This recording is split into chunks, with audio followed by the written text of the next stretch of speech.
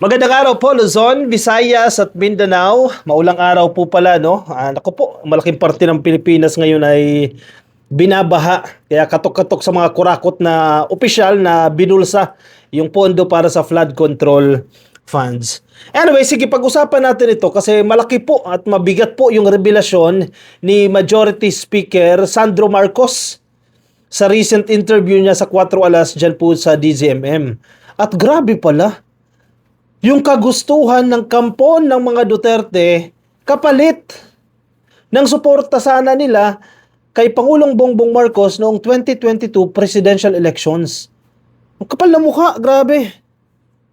Yung mga hiningi nilang posisyon, totoo pala to. Actually, matagal ko na ito nababalitaan eh.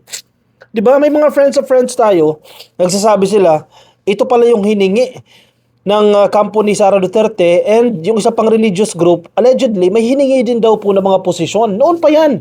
I think, nabalitaan nyo na rin po yan, no? Napakinggan nyo na yan sa ibang mga vloggers, pero sa totoo lang, hindi ako naniniwala dyan eh. Kasi, hindi naman sa hindi credible yung source, no? Nga mahirap din kasi magpapaniwala sa mga hindi po mga verified information or hindi naman nanggaling doon sa mga person na directly involved doon sa transaction. So, yung nangyari po dito kay sa kampo ni Digong, at sa kampo ni Pangulong Bongbong Marcos, back 2022, si Sandro Marcos, present siya. Physically present siya doon sa meeting. At matindi po yung mga hiningi ng posisyon. Sige, diretso na tayo. Wala na tayong paligoy-ligoy.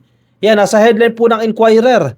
Napaka-crucial po nito at yung mga posisyon na hiningi nila ay very crucial positions po para sa isang gobyerno. Sandro Marcos, kapit kayo mga dilis sa ganitong klase ng leader ang kampo ni Digong.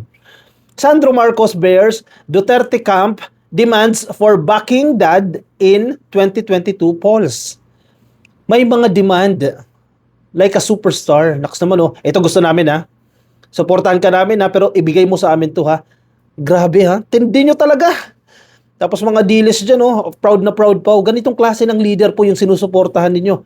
House Majority Leader and Ilocos Norte Representative Ferdinand Alexander Sandro Marcos revealed on Saturday, kahapon lang po yan, that an official of the Duterte administration agreed to support his father, then presidential candidate Ferdinand R. Marcos Jr. in 2022 in exchange for the right to handpick the next executive secretary, House Speaker, and other key officials.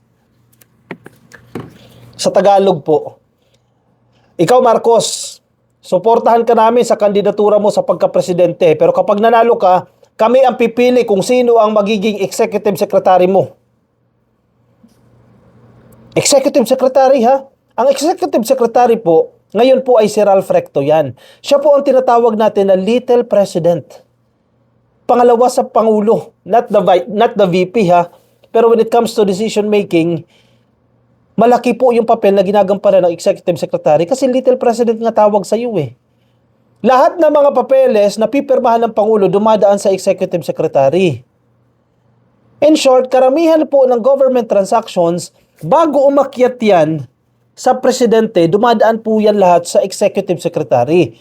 So ang gusto ni Digong, yung tao na yun, sila ang pipili kung sino yan. In short, kinokontrol nyo or they tried to control the president by handpicking executive secretary for PBBM. For example, okay, si Marcos, kung sakaling natuloy po itong agreement na yan, si PBBM ang presidente, let's say hinandpick ng Duterte camp si Salvador Panelo. Okay, gawin mong executive secretary si Salvador Panelo. So lahat ng government transactions, dahil magiging little president si Panelo, dadaan lahat kay Panelo yan. In short, magkakaroon na po ng filter. Halimbawa, pro Duterte yung, let's say, resolution na yan, executive order na yan, kung isang batas na gagawin, etc., na may mga proposals, etc., anything. Halimbawa, magiging favorable yan sa mga Duterte, sige, go na yan. Ipupush na executive secretary yan, papirmahan doon sa presidente.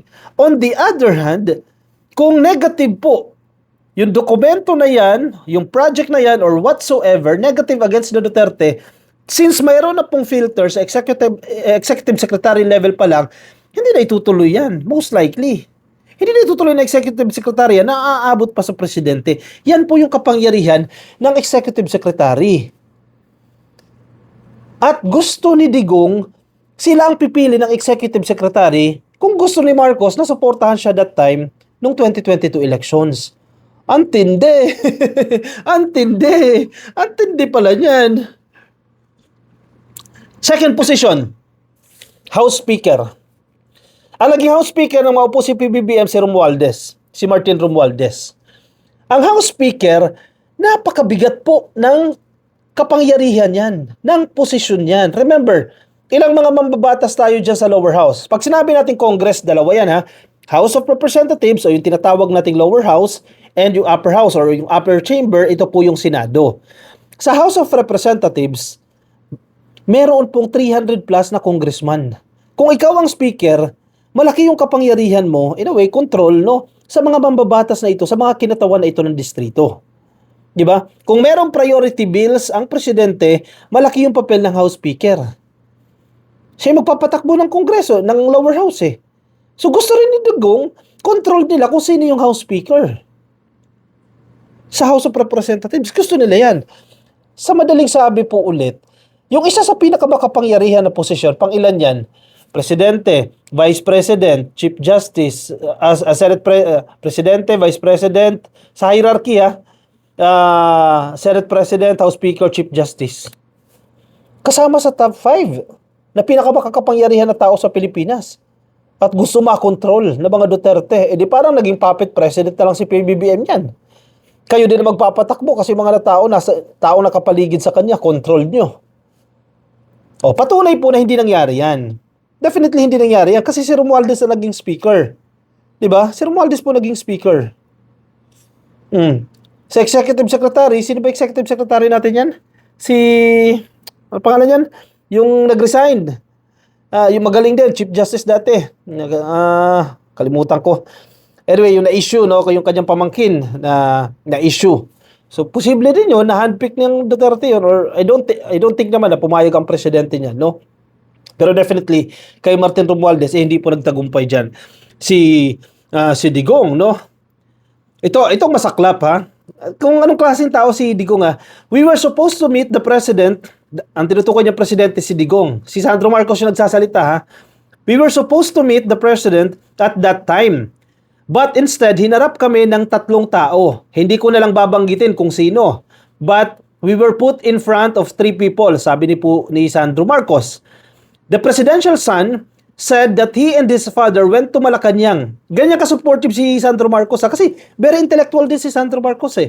Sharp din siya eh. Kumbaga, bukod kay First Lady Lisa Araneta Marcos, si Sandro Marcos ay maaasahan din po talaga ng presidente when it comes to matters like this. Halimbawa, strategies, etc. Kasi matalino din si Sandro. The presidential son said that he and his father went to Malacanang to seek an endorsement from then-President Rodrigo Duterte for the 2022 presidential elections. Sabi ng mga dilis, bakit kasi kayo humingi ng tulong? Kay Duterte, di ba? Bakit kayo nanghingi ng tulong? Kung ikaw ay politiko, basic yan. Ang rule sa politics, addition, di ba? Bawal ka mag-subtract dyan. Add and add and add. Kaya gagawin mo yung lahat para makakuha ka ng suporta. Di ba? Pero too much naman. Kasi okay lang naman yan eh. Maintindihan mo naman yan. Sige, tutulungan kita, tulungan mo rin ako. Pwede yan.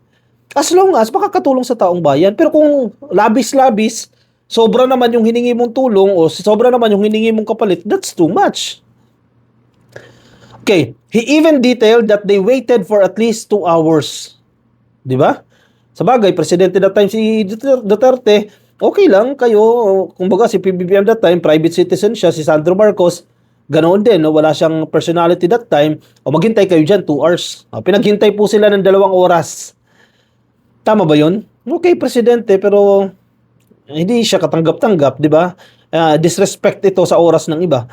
Instead of just Duterte, ito masaklap ha, kapit po kayo. However, 3 other officials joined in. Sa madaling sabi po, pinaghintay mo kami ng 2 hours tapos hindi mo kami sisiputin. Okay lang kung naghintay ka ng 2 hours eh. Importante siputin mo kami. Ang problema nga, naghintay na kami tapos sasabihin nyo, hindi pwede si Presidente Digong. So itong tatlong tao na lang to ang kausapin natin. Yun, natuloy po yung meeting.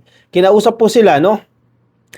Without disclosing the identities of the political figures, he said that one individual, an incumbent official, told Duterte to back Marcos Jr. under one condition. They will determine who will be the executive secretary, the Speaker of the House of Representatives, and more. There's one person who is sitting official now. Ang sinabi niya kay Pangulo, sige, susuportahan ka namin on the condition that kami ang mamimili ng ES. Ganun talaga, ES ha. Kami ang mamimili ng speaker. Kami ang mamimili ng Senate President. Kami mamimili ng secretary. Basta, marami silang hiningi. Pati Senate President. Intindi. Ibig sabihin, hindi lang HOR, pati Senate President. Ibig sabihin, buong Kongreso, hiningi nila. 3 branches of government. Executive, ang Presidente. Legislative, ang Kongreso. House and the Senate. And Judiciary, yung ating korte. Gusto nila kontrolin yung buong Congress. Gusto nila sila yung may hawak ng House at sila yung may hawak ng Senado. Pati yung executive, isa sa pinakamataas sa posisyon, executive secretary, gusto nila makontrol. And yung judiciary, may mga appointees dyan si Digong. In short, in a way, may control din sila. O, anong gusto nyo gawin kay Presidente? Maging puppet na lang.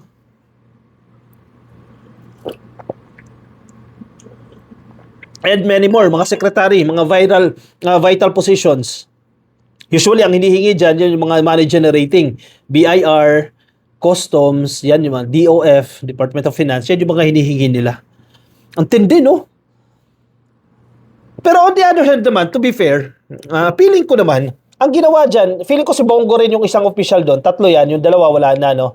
Pero feeling ko si Mijaldea yung isa. Ito, tingin ko lang kasi that time, ito yung mga close kay Duterte, no?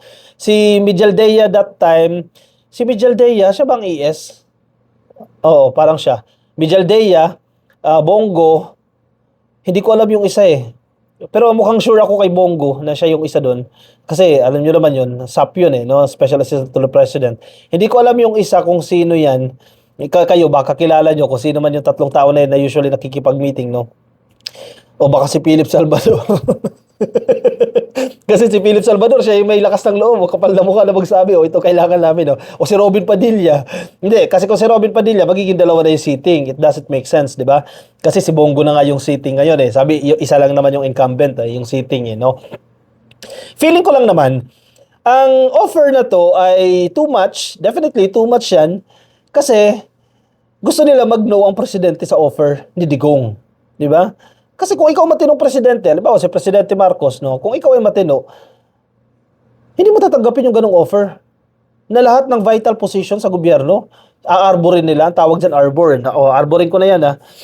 Hindi kung matinong presidente ka, or that time presidentiable, hindi mo gagawin yan. And hindi nga ginawa ni Presidente Marcos yan. Pero ngayon, nabubulgar. Ang tagal nga natin hinintay ito, 4 years after now. O yan, lumabas na ang katotohanan. Ang tindi pala ng pinaggagawa nyo dyan. Gusto niyo talaga kontrolin si Presidente Marcos kasi ang tingin ni Digong, weak ang presidente. Isang reason yan eh. Weak si Marcos eh. Tingin din nila, uto-uto. O, sabihin nyo yan, ito alok natin, papayag yan kasi uto-uto yan, kasi weak yan. Yun ang tingin nila. Nagkamali po kayo, na-underestimate ninyo. Ayan, nakakulong. Nakakulong tuloy kayo si Digong sa dahig. O, si Kibuloy nakakulong. Si Bato nagtatago. Malalaking figures ngayon na mayagpag sa panahon ni Digong. Si Marcoleta, nakakulong. Si Mike Defensor, nakakulong. Yung mga kontraktor, mga diskaya, no? Ang mga opisyal ng DPWH na nagpakasasa, lahat nakakulong. Sabi nyo, weak si Presidente. O ngayon lahat nakakulong kayo. At marami pa pong susunod. Siya. I-komento po ang inyong opinion, reaction dyan sa comment section para mabasa po ng iba natin mga ka-coffee. Mga nasa Facebook, baka di pa po kayo naka-like and follow, please like and follow, YouTube subscribe, TikTok subscribe, at magkita-kita po tayo sa aking susunod na video. Paalam po sa inyo, bye-bye.